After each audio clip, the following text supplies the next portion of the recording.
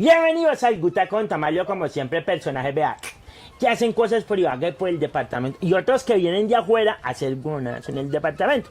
Para el Legolas, soy un doctor que fue taxista, panadero, fue médico. Uno no sabe si es que es mejor en medicina que la política, pero terminó en la política. Que es que a yo me dicen que le dicen el desvelado. No sé por qué le dicen el desvelado. Que a yo me gusta que es que le gusta leer mucho. Lee mucho. No jata trago. No va a los whiskies, a los coteles que llaman, pero mantienen la política donde se hacen los coteles. Mejor dicho, vamos a hablar con un doctor que tiene odios y amores en el país, que le llaman el doctor Roy Barreras. Doctor Don Roy, ¿cómo le digo? Hola Tamalio, mucho gusto. Qué rico estar aquí otra vez en la tierra de mis ancestros. A usted, eso a propósito le iba a preguntar, ¿a usted tiene un familiar que era tolimense, Ibagué? No, pues mi abuelo fue un campesino liberal, Tito Montealegre, toda su familia. Nació en Ibagué, vivió mucho tiempo en Rovira y los alcanzó la violencia. Los desplazaron de su finca en esa violencia liberal conservadora como a tantos millones de colombianos. Eso hace un curvo de tiempo, doctor. Pues eso fue, a ver, a mi abuelo lo mataron un año después de la muerte de Gaitán. 40 y algo, 50 y algo. Nos matábamos los liberales y los conservadores en esa primera guerra estúpida donde murieron 300.000 campesinos. Y mi madre, finalmente, ellos se desplazaron al Cauca, como tanto tolimense buscando refugio. Allá murió y mi madre, que era una campesina, quedó huérfana, una niña de 9, 10 años. La empacaron en una chiva para Bogotá y allá buscó un pariente para sobrevivir. Allá aprendió a trabajar, allá creció, no pudo estudiar. No terminó la primaria. Como nos toca a los desplazados, doctor. Pero como nos toca a los hijos de la violencia en Colombia. Yo estoy orgulloso de eso. Ella creció, se enamoró de una estudiante de medicina que decía que era muy simpático. Que tiene un ojo verde y uno azul. Usted tiene los dos verdes. Los dos verdes. Me salió repetido. Le salió repetido. Y un día llegó feliz la niñita campesina a contarle que estaba embarazada y el hombre, pies en polvorosa. Que eso le pasa a muchas mujeres. O sea, eso no ha cambiado mucho, doctor. No, todavía hay hombres que no asumen esa tarea, pero esa niña campesina con mucho valor decidió criar a su hijito sola y me enseñó a trabajar muy temprano. Por eso hice los oficios solito. Yo soy orgulloso hijo de madre soltera, nieto de campesinos, nieto de tolimense y por supuesto entiendo lo que significa ese desplazamiento, por eso me dediqué a la paz. Para que no haya más víctimas, no haya más desplazados y para que finalmente la gente tenga oportunidades en la vida. ¿Sabe qué se aprendió mi mamá? Cuente, doctor. A hacer tamales. Sí. Porque es que lo tolimense no se perdía. Vale, ni los tamales ni la lechona. ¿Qué cuento una chimo para decir que quiere comer tamales? Hágale, vaya haciéndole. Se inventó el cuento de la web de la mamá. Es que si no lo pido no da, porque tamales, vea. Eso me han dicho. Todo viene, vea, todos vienen a comer acá y ninguno trae nada. Pero usted sí dice que vino acá y iba a traer cositas, ¿no? Sí, pues para empezar traje un libro que voy a contarles hoy en un acto que tenemos con dirigentes. Un libro que escribió el escritor argentino, que es colega suyo también, porque usted es periodista. Entonces lo que pasa es que Ángel Becasino escribió un libro sobre los secretos del proceso de paz de La Habana. Yo soy periodista porque yo me gradué en San Andresito. Yo compré una grabadora y ya. Claro. Así son todos horticales periodistas. Y la envolvía en periódico. Y es una periodista. Eso, la grabadora se llaman ahora. Bueno, te vas haciendo el altamal. Es que imagínate, lo iba a saludar y ya empezó a echar discurso. Porque no. Eso gana. Hola, usted. Pero el tamal es de verdad. Yo pensé que era de mentiras. Ay, ¿usted qué cree que es que ¿Y usted no va a comer? Oye, le echaron pura carne a usted. No va a hartar, vea. Como en el Congreso, a usted solo lo pulpo les toca a usted, los congresistas. No crea, vea. He visitado 20 departamentos en las últimas 3 o 4 semanas. Casi todos ellos en zonas de violencia. Visité todas las zonas veredales transitorias. En estos años he tenido el privilegio de hablar con miles de víctimas del conflicto armado. Ayer nomás le cuento 2 cosas. Cuente, fresquitas. Cuente. Así aquí entre nos. Un alcalde de Cundinamarca un municipio que se llama La Palma, me contaba las atrocidades que habían hecho en ese pueblo los guerrilleros y los paramilitares en el conflicto. Bajaban a la gente que le parecía sospechosa de ser colaboradora de la guerrilla, de los paras, y le cortaban los dedos hasta que confesaba lo que no sabían, o los degollaban o los mataban. Y me decía el alcalde, gracias, senador Roy Barreras, por haber firmado la paz, porque La Palma, Cundinamarca, como muchos municipios del Tolima, por primera vez sienten que no hay esa guerra con las FARC. Tenemos otros problemas. Claro que sí, la pobreza, la miseria, la corrupción, la desigualdad, el ELN, la maldición del narcotráfico que todo lo daña. Pero teníamos un problema muy grande, la guerrilla más grande y más antigua de América Latina, que se llevaba la platica de los colombianos, 30 billones de pesos al año. Pero espere, porque es que usted me va adelantando así, es que la cosa es para Es que el tamal abre el Vaya apetito. haciéndole, ve, ahí tiene arepa, ¿a usted le gusta la arepa? Oiga, pero por favor, imagínese, ¿no nos va a gustar la arepa? La arepa que ¿Usted suda. conoce un tolimense que no le guste? No, hombre, ¿cómo que la arepa que suda? ¿Qué es eso? ¿A usted no le gusta con queso, doctor? ¿Que suda de queso? Yo mal Ah, pensado, Steve. Ahí está pintado el doctor Don Roy. Sí. Bueno, doctor Don Roy, ¿qué es que a usted tiene 5 guambitos, un perro, un gato? No. Eso es mucha la cosa. 2 perros. Ah, dos perros. No, 3. No me quité uno. Tengo 5 hijitos, 3 perros, una perra que ya es una abuelita porque tiene 14 años conmigo y un gato. Esa sí le ha aguantado más que la doctora Arizabaleta. No, ella me aguanta, pero aquí anda conmigo. Yo ando felizmente enamorado, casado y a donde puedo cargo con ella porque... ¿Qué preguntarle cómo hace para aguantarse? Pues es que yo que no, usted lo dijo, yo no bebo, no parrandeo. Mi peor defecto es que la trasnocho por la noche, pero leyendo. ¿Y a usted le echa poemas? Sí, escribo poesía, le he escrito poemas. A mí me parece que uno solamente puede querer la gente, las comunidades, las familias, si tiene amor en su casa. Por ejemplo, ayer me reunía con 30 o 40 líderes campesinos que cultivan frijol. Detrás de cada persona hay una historia de vida, hay un ser humano que tiene angustia, necesidades, que quiere que su cosecha no se dañe, que tiene preocupación porque el intermediario se le queda con la ganancia, que necesita crédito. Cuando usted le duele la gente, usted tiene ganas de ayudar. Pero si usted no sabe lo que es la pobreza, ni le importa a la gente o le da coscorrones a los demás, como por ahí hay uno que le pega a la gente, pues ese no tiene corazoncito. Ole, para ¿cómo gobernar. hace él para pegarle a los coscorrones y le faltan ponos dedos? No, yo no sé, eso sí toca que le pregunte a él. Si uno se pregunta, ¿no? Bueno, entonces, ¿usted ya cuánto lleva casado, doctor, con la doctora? ¿Cómo es que llama ella? Gloria, se Glorita. llama. Nosotros, ¿A usted le dice Glorita? no, yo le digo mi vida. Mire, fue mi primera novia. La conocí cuando estábamos en la adolescencia. Después me fui a estudiar y nos perdimos. Ella se casó, yo también, y nos volvimos a encontrar hace 10 años. Y estamos felizmente casados. Ah, la cosa, uno no sabe cuándo se vuelve ¿Y uno. usted cuántas veces se ha casado? Una sola vez, doctor. Yo soy casado con Lechonia y juicioso. Con Lechón y ahí bien. ¿Y cuánto lleva? Llevo un curvo de tiempo, doctor. ¿Ya perdió la cuenta? Como 5 minutos. Pero colgaba la nariz. Mentira, no le crean eso a Tamalio. Todos los hombres se quejan de que el matrimonio es muy duro, pero no son capaces de vivir sin la mujer. Yo por lo menos no soy capaz de vivir sin mi pareja. ¿Verdad, doctor? Y aprovecho para decirle una cosa. Ayer hubo un debate, o antier, Que en no el me está Congreso. diciendo eso porque está encampañado. No, ayer hubo un debate en el Congreso sobre la violencia contra la mujer. Ay. Miles de mujeres son golpeadas dentro de los hogares. Ole, pero en ese congreso. En Y ese debate eso, no mi había hermano, viejas. eso hay que decirlo por todo el territorio nacional. No se vale lastimar a una mujer. La mujer hay que quererla, hay que respetarla. Los hijitos que ven la violencia intrafamiliar la repiten. Sí. Y otra cosa más dura.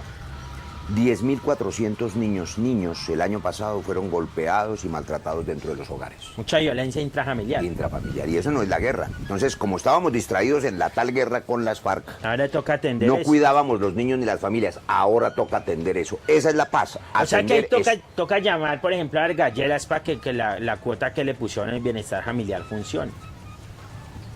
Buena pregunta. Sí me dicen, ¿no? Que es Cierto. cuota, pero... Vea, como decía una persona conocida, es que no es que Vargas Lleras tenga cuotas en el gobierno, sino que él es el gobierno.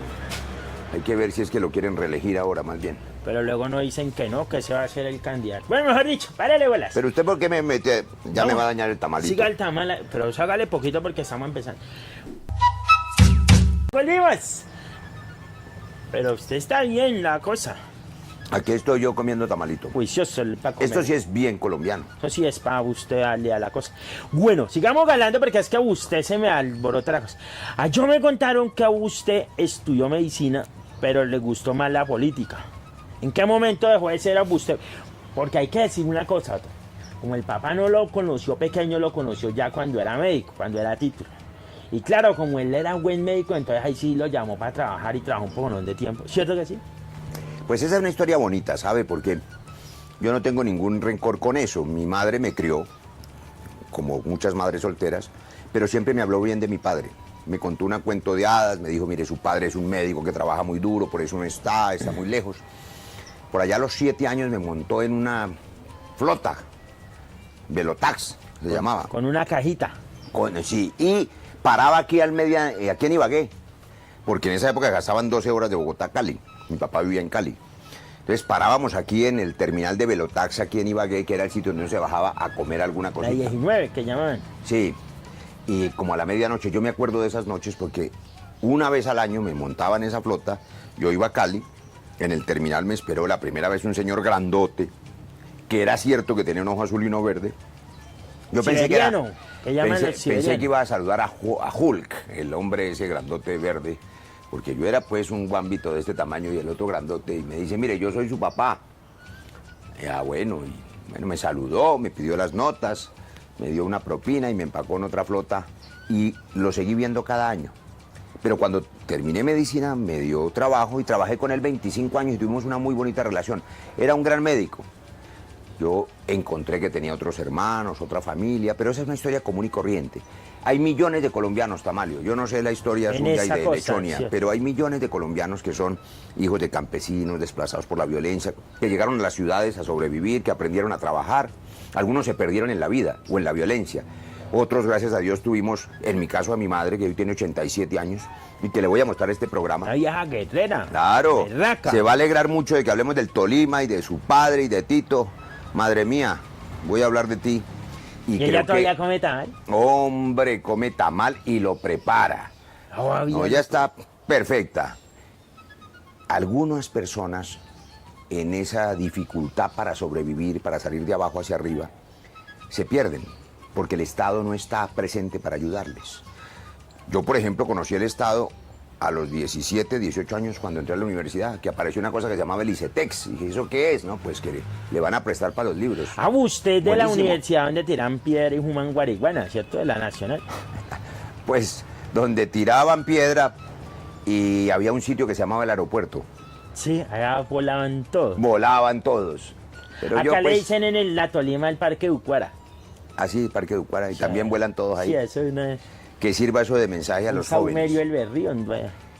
Las drogas, pero también el alcohol, también el tabaco, hacen daño. La única manera de evitar que los hijos y los muchachos se vuelvan drogadictos o alcohólicos es que la familia los atienda, que el Estado los atienda, que tengan escuela, que tengan padre, que tengan madre, que tengan deporte. Eso no se resuelve con la prohibición ni con la persecución. Oye, doctor, pero ¿cómo ha hecho usted un discurso de eso, doctor? Cuando, por ejemplo, vean, lo de la cosa esa de la mujer, la violencia, y uno mira el Congreso y no habían viejas allá, senadoras. Y había ausentismo, porque eso habían hartos allá, sillas desocupadas. Están hablando ahora que el amigo suyo, ¿cómo se llama? El doctor Don Santos, 67% menos para el deporte. Así esa vaina del discurso es contradictorio. Te cuento esto. A mí me parece un poco curioso que el gobierno de Santos, que logró parar una guerra después de 53 años, y que además ha salvado 2.500 vidas por año, a la gente se le olvida una cosa bellísima: las salas del hospital militar, las salas de urgencia, de trauma, estaban llenas siempre de soldados mutilados y heridos. En combate. Y eran soldados campesinos, muchos tolimenses, o del Tolima Grande. Hoy están vacías. Ya no mueren esos muchachos que son hijos de familias humildes. Ah, pensé que era que El no mundo los reconoció atendía. eso. El mundo le dio el Nobel. Y por alguna razón inexplicable, eso no le basta a la gente. Pero no importa. Lo cierto es que en estos años Colombia ha tenido los más altos logros deportivos y ha habido por primera vez más inversión en la educación que en la guerra. Yo creo que ahora que paremos la guerra hay que dedicarse a lo que usted está diciendo, a proteger los niños, a más jardines infantiles. Mire, los chiquitos que llegan a los 7 años a primero de primaria, porque son campesinos, están en los barrios pobres, y no tienen educación preescolar, ya no son capaces de competir con el niñito que sí tuvo 2 o 3 o 4 años de jardín infantil, que le despertaron más rápido sus habilidades. La educación tiene que ser gratuita desde la primera infancia. Ahí hay que meter la plata que antes gastábamos en la guerra. Pero es que, por ejemplo, en el deporte, ¿cómo financia? Es que dicen que eso tienen que sacar plata para cuadrar lo de la guerrilla. Mire otra cosa, eso sí que es una falsedad enorme. Ah, yo me han contado. Lo que no, pues eso dicen en las redes sociales. La guerra costaba, ya le conté, 30 billones al año, 30 millones de millones. Mucha plata, doctor. Hay gente que piensa que a los que dejaron las armas hay que o matarlos o abandonarlos. La plata que se les da durante un breve periodo de tiempo, un par de años, a cambio de que se reintegren a la sociedad, es mucho menos que un salario mínimo. Pero además, para no cometer el error que cometieron en Centroamérica, yo firmé ese acuerdo y lo volvería a firmar.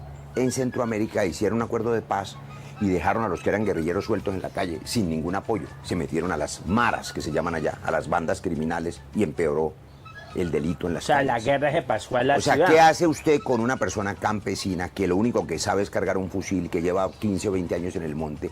Tiene que darle la oportunidad de que vuelva a su familia. También son seres humanos, también son colombianos. Claro, de eso se trata la paz. Nadie va a obligar a una víctima a perdonar, pero yo he visto el testimonio de miles de víctimas. Una de ellas, en Quibdó, que le prometí contarlo en todas partes, una señora de 60 y pico de años, me dijo, mire, senador Roy Barreras, usted que está yendo allá a La Habana en esa época, dígale a esos señores de las FARC que ellos asesinaron a mi hijo, que era soldado, pero que si son capaces de firmar la paz y dejar las armas, yo los perdono para que no sigan matando a otros soldados. Yo no quiero seguir yendo a entierros de hijos, de madres como yo. Esa señora perdonó, otros no perdonan. Complicada. Pero el perdón es una cosa individual. Lo cierto es que paró la guerra. Yo le recuerdo una cosa, Tamayo. Usted salió a caminar en esa pinta que tiene, conmigo y con miles de colombianos hace años aquí por Ibagué, y en Cali y en Bogotá. ¿A cuál de todas las marchas? La marcha más grande que se ha hecho en Colombia, que decía, sí a la paz, no más FARC, no más FARC. Ya tenemos la paz y ya no hay FARC. Acabó con las FARC el proceso de paz. Acabamos con las FARC. No se trataba de eso. No era eso lo que queríamos. Celebremos la oportunidad de un país sin FARC y dediquémonos a resolver los demás problemas de Colombia, pero que no nos devuelvan a la guerra y al negocito de comprar bombas y metrallas y fusiles. Eso es otro negocio, el compra de armas. Pero el negocio inmenso que ha mantenido a los campesinos en la pobreza. Mire, le estoy mandando una carta hace un minuto, la terminé de redactar al director del Tiempo, Roberto Pombo. Hoy, cuando grabamos este programa, hay una página entera del Tiempo de una entrevista de un periodista que se llama Plinio Apuleyo Mendoza, que es enemigo de la paz. Y él tiene derecho a opinar en contra, tiene derecho a querer volver a la guerra, pero lo que no tiene derecho es a mentir, y en esa página entera está llena de mentiras para asustar a los colombianos y que volvamos a la guerra en el año 2018. La guerra es volver a los campesinos muertos, volver a los soldados heridos y mutilados, volver a gastarse la plata en bombas, en cañones, en metralla, y seguir con el pueblo colombiano sumido en la pobreza. ¿Sabe qué dice Apuleyo? Que los campesinos, como usted, como mi abuelo, como ahora con la paz vamos a formalizarles la tierra y se va a hacer una reforma agraria, que los campesinos van a estar felices porque se van a dedicar al narcotráfico ahora que ya tienen tierra. Eso es injusto con los campesinos de Colombia, que han sido los más abandonados y olvidados. Hicimos la paz para recuperar los campesinos colombianos. Es que eso echa mucho discurso de un lado para el otro, y el que queda en la mitad, uno que es el pobre campesino. Pero, doctor, usted ahí no me dijo nada de lo de los juegos. Eso ahí conformimos la cosa. Puede que sí, pero ¿por qué le corta el presupuesto? ¿Por qué la cosa esa de la salud? Le voy a decir, porque en la casa suya... Claro, me parte la mesa. ¿En la casa suya trabaja usted y Lechonia también o solo usted? No, yo, doctor. Usted es el único. Lechonia cuida los guamitos. Bueno, haga de cuenta que usted deja de recibir sueldo y se queda la casa sin ingresos. Entonces usted deja de pagar las cuentas porque no tienen ingresos. Eso le pasó al papá Estado colombiano con Ecopetrol. La crisis del petróleo mundial fue tremenda. Ecopetrol, ¿sabe cuánto produjo de utilidades el año pasado? 0. Y los colombianos vivíamos, más de la cuarta parte de los ingresos eran de Ecopetrol, por eso hubo que recortar 5 billones de pesos. Pero doctor, eso ahí no hay de pronto que es que el gobierno se limitó solamente a las ganancias de Ecopetrol y no visionó otras gonadas, mejorar la industria, mejorar otra cosa. Porque ahorita le están apuntando a la minería y con tanta consulta popular en contra. Completamente cierto. O sea, quedaron solo con el petróleo. Y lo felicito porque mire, la crisis del petróleo que hizo que toda América Latina entrara en recesión, Brasil está perdiendo plata. Colombia, curiosamente, es el país que más ha crecido, pero poquito, 1.8. es una oportunidad para que abramos los ojos y digamos, el futuro está es en la comida, en el campo, en la producción de alimentos, en la exportación de Pero comida. quieren acabar una despensa agrícola como la de Cajamarca por echar Por la minería. Entonces ahí yo le digo con la franqueza que me caracteriza, yo apoyo las consultas populares contra la minería. Primero el agua que el aire, primero el agua que el carbón.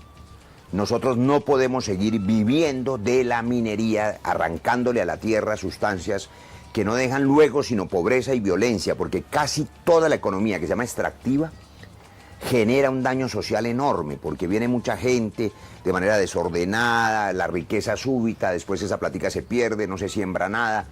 Dediquémonos, como ha dicho Tamalio, a estimular cadenas productivas. Hace 3 días, para seguirle contando con quién hablo yo y con quién me la paso, una reunión de cacaoteros, campesinos de Boyacá, del Putumayo, de Caquetá, expertos del cacao. que necesitan centros de acopio, necesitan cadena de producción del cacao para poder exportarla. Ocupar la plata del Estado en estimular otras, ¿cómo fue que dijo usted? Como dice Rigoberto Urán, otras huevonadas. Otras huevonadas. Sí, otras actividades productivas. Que la gente siembre comida, pero que tenga crédito, tenga propiedad sobre la Y que tierra. acaben la intermediación, porque es que ahí sí nos joden a nosotros los campesinos. El campesino produce, a duras penas saca lo que le costó la cosecha, se lleva eso, por ejemplo, para los centros de acopio en Bogotá. Y allá el intermediario vende la cosechita y se gana el doble en 15 días, mientras el campesino estuvo 6 meses sembrando la tierra. Porque la cosa. Bueno, haciéndole ahí al tamal porque es que... No, pues es que usted, Oye, ¿a como ya se usted me le dan enfrió, caldo de pajarilla de guambito? me daban caldo de pajarilla, es un caldo negro sabroso. Porque eso no hace sino garlar y no... Ah, ¿la pajarilla era para eso? Párale, bolas, vamos a ir a una sesión que se llama En las alpargatas. Es que hay que ponerse en las alpargatas, como está haciendo usted, y poniendo en los zapatos de los campesinos y la cosa. Se acabó. Estaba como chicorio. Ustedes que siempre conejos que dicen que ustedes comen harto. Ve a ver quién es el que come harto. Oye, ustedes del presupuesto, ¿cuánto se comen los senadores? Esa es una buena pregunta, ¿sabe? Mire, en los países donde no hay senadores, o sea, donde no hay Congreso, hay dictadura. Lo que acaba de ser el dictador de Maduro es acabar con el Congreso elegido por el pueblo. Hitler, Stalin, los dictadores más brutales, Pinochet en Chile, acabó con los congresos. Cuando acabaron con los partidos políticos en Venezuela, apareció Chávez. Hay gente que piensa que es mejor un país incendiando el Congreso y sin democracia, sin que los campesinos y los negros y los afros y los indígenas puedan votar y elegir a su gente, sin que un hijo y nieto de campesinos como yo, que fue taxista, que se formó como médico en la universidad Fue pública, panadero también. fue panadero, hacía pan como este, tenga la oportunidad de representar al pueblo, sino que solamente los herederos, los príncipes Pero herederos. ¿cómo dicen que ese es el ustedes- Congreso, si quieren lo cerramos, pero cuando no hay Congreso, no hay democracia, lo que hay es dictadura. Y en la dictadura, mire lo que está haciendo Maduro. Una cosa es cada congreso y otra cosa es cada... yo me han contado que parte la tajada de todo el presupuesto. Yo me contaron cuando estuvo a la bendita Juan Mario Lacerna antes de... Fue la última entrevista que hicimos con él. Aquí, No, en Planadas, porque él fue hasta Planadas y ahí hicimos la última entrevista, 2 días antes de que él muriera. Y él dijo que es que ha llegado donde ustedes los senadores, ¿cómo es que llama? él fue senador 4 años. Sí, él estuvo. Y que allá llegaba el ministro Cárdenas y sacaba los cheques y decían, tenga los cheques y aprueben estos proyectos de ley. Y no- Pues yo no sé si Juan Mario, Es que, que más, así que es en paz que comen descanse, el haya dicho presupuesto. eso, pero por supuesto si lo dijo es una mentira y que lo perdonen allá en el paraíso. Jamás ha visto usted, Tamalio, ni nadie, porque no existe, un ministro repartiendo cheques en el Congreso. Eso es una falacia. Esa es otra historia. O sea que no hubo El senador mermeladas, Juan Mario como dicen. Lacerna tenía una pelea muy antigua de familia entre conservadores con Cárdenas y se murió con ese rencor. No sé quién tenga la razón, pero ese no es asunto ni suyo ni mío, esa es una pelea ya de familia. Pero le no quiero hay decir, mermelada, lo de la mermelada. en pues, todos los congresos del mundo, ¿sabe para qué son los congresos? Lo mismo que las asambleas y los consejos, para aprobar el presupuesto. Porque si no hubiera congresos, el dictador hace lo que le da la gana con la plata. Entonces se necesita que el pueblo elija unas personas. Ah, no les gustaron esas personas. Gracias a Dios hay elecciones y cada 4 años usted puede cambiarlos a todos si quiere. Usted puede elegir por el que le dé la gana. Pero el pueblo decide libremente y elige el que quiera. Y cambien el Congreso completo si quieren. Yo le digo a la gente, aquellos que quieran defender la paz que construimos para no volver a la guerra y salvar vidas, pues van a saber que tienen quien defienda la paz en el Congreso. Yo voy a estar liderando la lista del partido de la U con ese propósito. Hay 6,5 millones de colombianos que votaron por el sí con nosotros y que lloraron el día que perdimos el plebiscito. A ellos les digo, la paz va a tener quien la defienda en el Congreso. Doctor, ¿y hacer campaña con la imagen de Santos tan jodida con ese cuento no es difícil? Qué bonita pregunta, porque hay unos oportunistas, ingratos, hipócritas, que estuvieron mamando de la teta de Santos 7 años y que ahora, como le va mal en las encuestas, le dan la espalda. Me acuerdo de uno, ¿Quién? que fue ¿Quién? ministro de Defensa, embajador en Washington. Pinzón. Nunca ha tenido un voto. Nunca ha tenido que hacer esto que estamos haciendo, caminar las veredas, los corregimientos, ir a los barrios, oír a la gente, escuchar a la madre comunitaria, oír al carpintero. Pero No, la chica está hablando él cosas iba diferentes. en coche, porque era el niño privilegiado de Santos. Lo nombró en todos los cargos. A mí nadie me ha nombrado embajador ni ministro de ninguna parte. Yo me he ganado esto en la calle con votos populares de mi gente. Pero él iba privilegiado. Todo se lo debe a Santos. Y cuando bajaron las encuestas, como usted dice, hizo como unos hijos ingratos, que después de que el papá les da todo, le dan la espalda y los abandonan. Ojalá siga cosechando privilegios ese hijo ingrato. Oye, doctor, eso a yo me perdona porque es que a yo me han contado cosas. Eso no es lo que le pasó a usted cuando estuvo en el Partido Liberal y se fue para el Partido de Cambio Radical con Vargas Lleras, y en después se agarró con Vargas Lleras, se fue para donde Uribe, y en después de Uribe para donde Santos. Qué buena pregunta también. Le voy a contar esto. Ya le conté que mi abuelo Tito Montealegre era liberal y mi madre liberal de raca mandaca. Yo le termino. Que por eso es que le decían que es desvelado, porque usted daba muchas vueltas. No, mire, vueltas, ¿quién es el que...? Usted sabe que Vargas Lleras del que usted habla, fue serpista, fue samperista, fue uribista, fue... Vueltas dan todos. El único que no da vueltas soy yo y le voy a decir por qué. Aunque mi abuelo era liberal y mi madre es liberal de raca mandaca, cuando yo crecí en la adolescencia, el ídolo de mi generación era Galán, que era el nuevo liberalismo. Entonces yo acompañé a Galán hasta que lo mató la mafia en el 89 y fundamos Cambio Radical cuando mataron a Galán. ¿Con quién lo fundamos? Con Alfonso Valdivieso Sarmiento, con Augusto Galán Sarmiento, con la familia Galán. Y ese fue mi único partido. Hasta que llegó Vargas Lleras, que venía de otra parte, porque era samperista. A liberal también. Y era samperista. Y llegó Vargas Lleras y como no es el más simpático del mundo, pues... digamos que no nos caímos muy bien y yo callado no me quedo.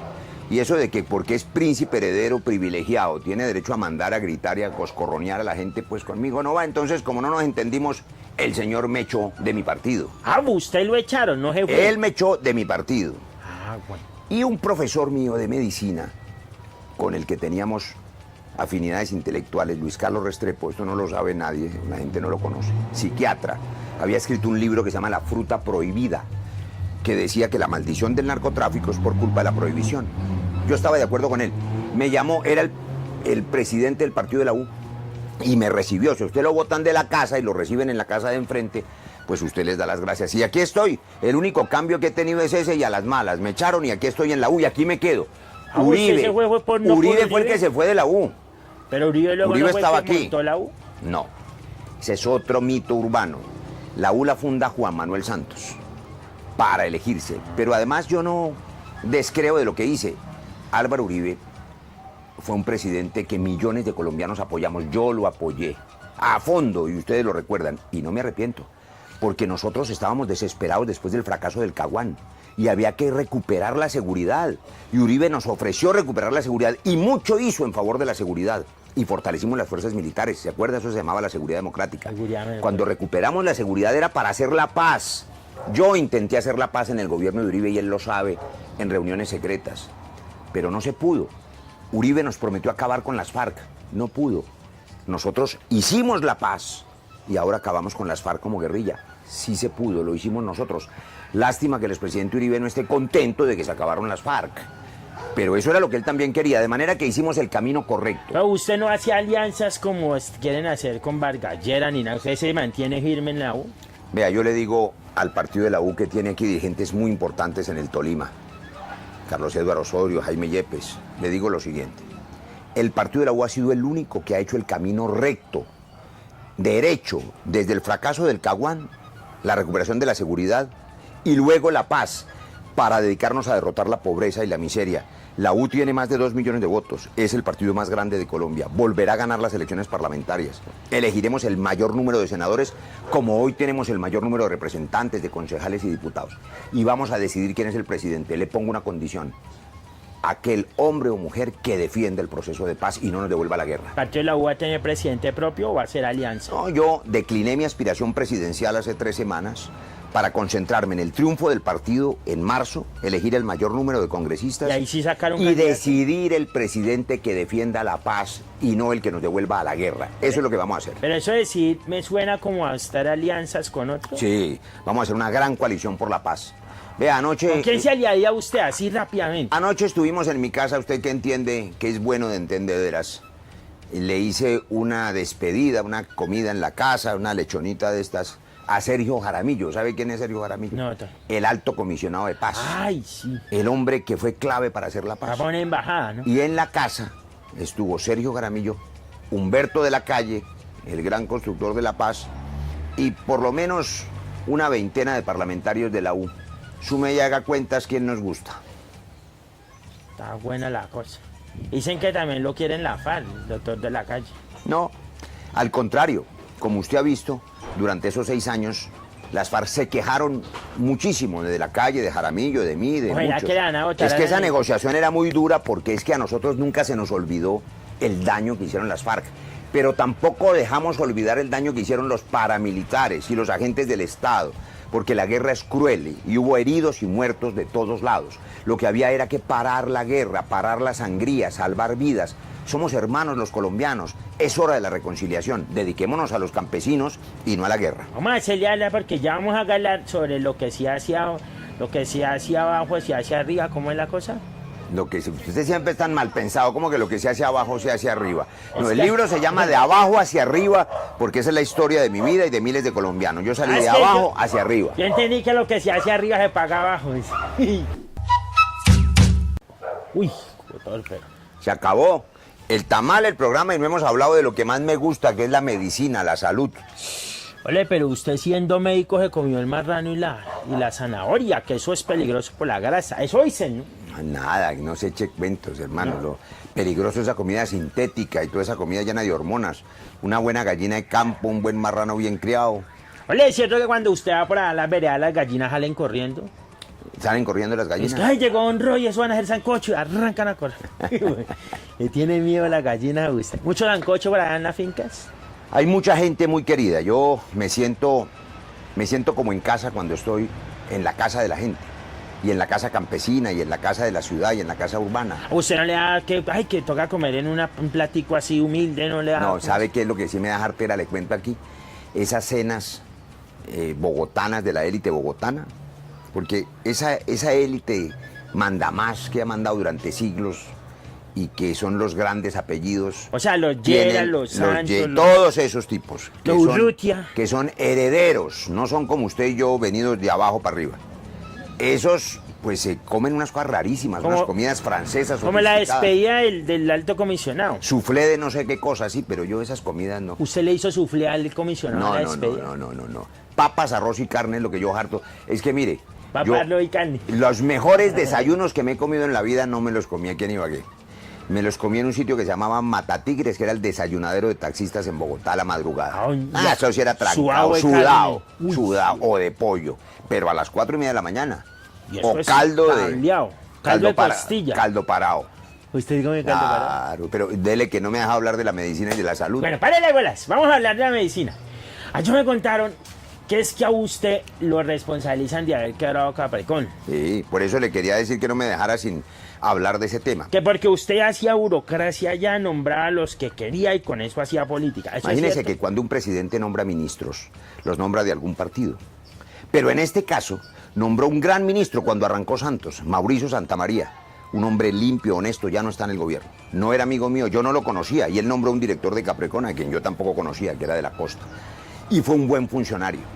Pero la ley 100, que se inventó Álvaro Uribe, quebró no solo esa EPS, sino todas las EPS y el sector salud de ¿Y Colombia. por qué lo responsabilizan a usted? Ah, porque las redes sociales, ¿sabe de qué me responsabilizan también? De que yo hice una ley para quitarle la plata a los pensionados para dársela a los guerrilleros. y le pusieron disque Leroy Barreras. Todavía circula y dice, ojo, que le van a quitar a los pensionados para los guerrilleros. Ya, yo me llegó en el WhatsApp. En las redes sociales hablan mucha paja. Yo jamás fui director ni de Caprecom ni de nada, ni ningún... Pues, ni una persona cercana a mí fue directora de eso, pero no importa. Pero como todos Pero los lo que sí senadores... es cierto es que Saludcop, Caprecom, Café Salud, todas esas entidades están quebradas y plagadas de corrupción. Todas, pero le voy a explicar por qué. ¿Por qué, doctor? Porque la salud es un derecho del pueblo y la ley 100 lo volvió un negocio. Y cuando es un negocio, entonces solo lo que produce plata para las EPS es rentable. Lo que se aprueba.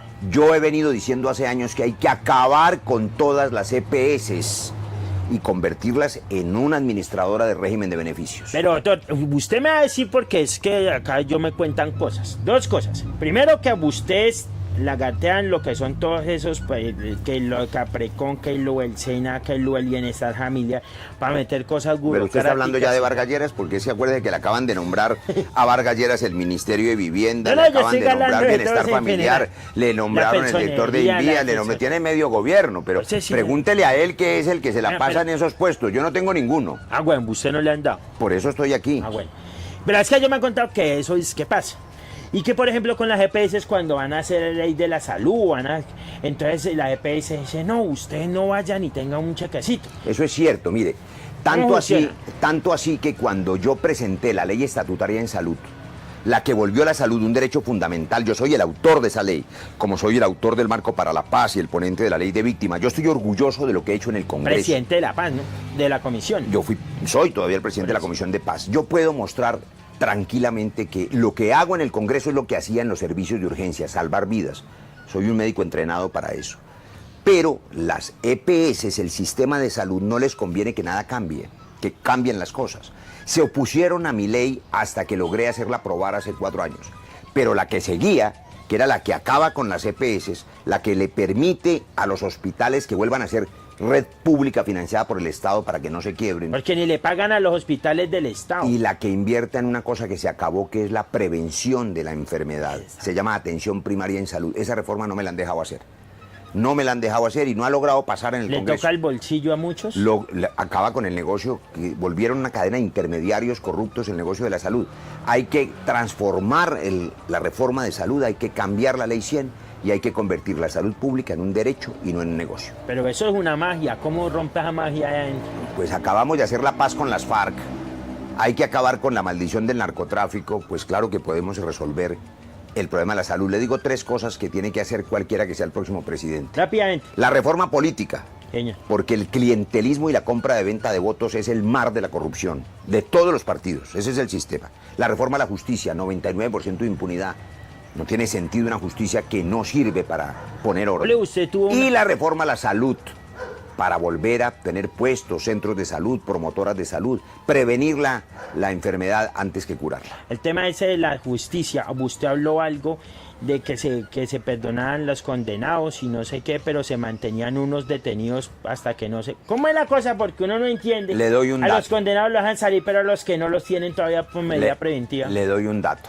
Hay 140.000 colombianos más o menos hacinados en las cárceles en una tragedia humanitaria. Yo he visitado las cárceles, tirados en los baños, durmiendo en el piso, en las condiciones infrahumanas que ya la Corte 8 en un cuarto Constitucional... de 3. La Corte Constitucional ha dicho que ese es un estado de cosas inhumana e inconstitucional. Y a nadie le duelen esos seres humanos. Pero el problema es más grave porque 40.000 de esas personas no son culpables. Están apenas en investigación. O sea, usted lo coge un enemigo y lo acusa de una cosa, falsamente. A usted lo meten preso porque aquí van metiendo preso a todo el mundo. Y 5 o 6 años después de que lo han torturado en esas cárceles, le dicen que usted es inocente y que se vaya para la casa.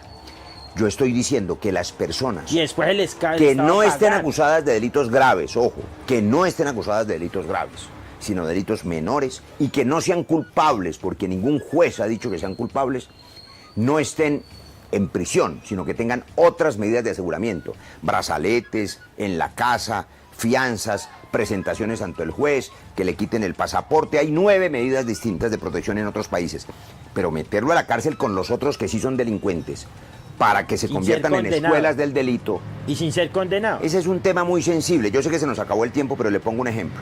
Si a una persona aquí en Ibagué, o en Cajamarca, o en cualquier parte, un atracador le pega una puñalada y la gente lo coge, la gente que dice, mátenlo, acaben, lo linchan, lo cogen a pata. Pero si usted va a ver ese muchacho que hizo daño, atracador, a lo mejor tiene 16 años o 17. Hace unos añitos era un niño, y cuando era un niño no era un asesino. Probablemente ese niño, hijo de madre soltera o sin padre, si pudo ir a la escuela primaria a las 12 del día, salió a la calle, a la pandilla y a la esquina porque la mamá tiene que irse a lavar ropas o a trabajar y por supuesto termina convertido en pandillero. El Estado tiene que salvar esas vidas y darles oportunidades, educación, protección, bienestar familiar, en lugar de andar metiendo a todos a la cárcel después porque el Estado no fue capaz de protegerlos. Eso sí es pensar, ahí sí me ganó, ¿va qué? Oye, doctor, es que yo me encontré esto. Dice, de abajo hacia arriba. Eso es como la historia suya, por lo que yo veo. ¿Sí es la cosa? Sí. ¿Es el libro de este usted? este es el libro que escribió Ángel Becasino y empezó como un libro sobre los secretos de la paz en La Habana. Párele, Golas, porque ahí, que yo me contaron que en ese libro hay cosas que no se han contado en lo de la Cuba. Aquí están los secretos de cómo se hizo el proceso de paz en La Habana. Pero cuando empecé a conversar con el periodista Becasino, él empezó a preguntarme estas cosas que usted me ha preguntado y que son tamalios normales. O sea, ¿qué tiene de raro que el abuelo sea campesino o que la Que su mamá haya sido madre huérfana o soltera madre y cosas soltera? así. Esa es la historia de muchos. A él le pareció importante porque le pareció que esa era la historia de millones de colombianos desplazados. Y eso es cierto. Entonces esto terminó en una historia de mi vida que es común y corriente, una vida sencilla. Un secreto de los que no se cuentan ahí. Un secreto de La Habana, que el día que perdimos el plebiscito y que ganó por poquitos votos el no, tuvimos que ir a decirle a las FARC que iba a hacer cambios, había que hacer en el proceso. Y ese día casi se rompe el proceso. Ellos estaban ya caminando hacia las zonas para desarmarse y les tocó devolverse, porque no sabían si íbamos a aprobar o no otro proceso. Es una cosa increíble, estaban apostándole la paz y los colombianos le dijeron que no. Pero no porque no quisieran la paz. Aquí en el Tolima, miles votaron por el no. ¿Y sabe por qué? ¿Por qué? No porque no quieran la paz, porque los engañaron, les dijeron que íbamos a acabar con las pensiones, que la ideología de género, que dice que usted, si votaba por la paz, se volvía del otro equipo, que se volvía LGTBI, que los niñitos los íbamos a volver LGTBI. Dijeron por acá. Y eso era mentira. Eso hicieron. Oye, doctor, a propósito de eso, ahí cuando usted le dicen a la guerrilla, no, perdimos la vaina, ahí fue cuando dijeron, no, pues que Santos voltee la cosa por la constitucional y eso, como el referente. No, eso se propuso en una reunión de ministros y de asesores jurídicos, porque había que salvar la paz.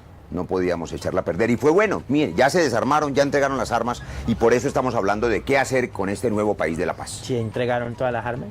Entregaron más armas que en cualquier proceso de paz en el mundo. Le doy otro dato. En Irlanda, donde se hizo la paz, se demoraron más de 11 años en empezar a entregar las armas y nunca se verificaron. Aquí, antes de 2 meses, se entregaron una arma por cada hombre, más de 7.000 armas. Bueno, usted me va a regalar este a yo, ¿cierto, doctor? Sí, claro, se lo cambio por el tamal. Yo hice tercero de primaria, pero aprendí a leer, doctor. Bien, igual que mi mamá. Sí, doctor. Sí, sí. Pero regalémosle uno a un televidente. En una escuela de Planadas. También, doctor. ¿Usted conoce Planadas? Claro, doctor, allá en el sur. Sí, señor. Un día a la guerrilla y todo. Le vamos a regalar a uno a un televidente un libro de los buses. Claro, claro que sí. Ya no está molestando la guerrilla, afortunadamente, en Planadas. Ya hay que ir por allá, doctor. Ya vamos Hay a zonas Gaitania. muy bellas de Colombia que ahora sí podemos visitar Hay buena gracias música. a la paz. Estuvimos en Anzuategui también, por allá en Villarrica, vamos para Villarrica. Bueno, párale, Golas. El que me escriba en el WhatsApp que aparece ahí en pantalla le va a regalar un libro del doctor Don Roy Barreras para que lean lo que pasó en Cuba y se den cuenta una historia de una persona que de humildad ya llegó a ser senador de la República, para que sí se puede, ¿sí? Que Se estudiar. puede, hay que estudiar, hay que trabajar y hay que tener convicción. Llegó la mazamorra, doctor. Doctor, nos vemos. Tamalio, gracias. Pasito, huevón. ¿Qué pasó? Tiene fuerza. Pues hay que tener fuerza para defender la paz. ¿Hace ejercicio? No, flojo para el ejercicio, no me queda tiempo. ¿Qué decirle a Trabajo Glorita? desde las 5 de la mañana hasta la medianoche ¿Qué todos los decirle a días. Glorita que la ponga a trotar un ratico? No, pero ¿a qué horas? Yo trabajo sábados, domingos, festivos, yo no paro. Usted sí Hay va- que recorrer toda Colombia. ¿Usted sí va a ¿Usted todas conoce el las Guainía? sesiones? ¿Conoce No. el Guaviare? Yo sí, conozco Putumayo, el Amazonas, conozco Colombia entera. Hay que ir a escuchar a la gente. ¿Cuándo me lleva? Yo voy no con usted. descanso. Yo voy con Y usted. eso es lo que hace un buen congresista. Lléveme, No parar de trabajar porque hay mucho que hacer. Lléveme y vamos y galamos con los campesinos. Bueno, listo. Ya Pero hacemos aquí es un en libro de Tolima. memoria, eso. Bueno, listo. Listo. A ustedes, muchas gracias por estar en el programa. Ya lo saben, sigan ahí en la programación. Nos volvemos a ver dentro de 8 días con más personajes. Nos vemos.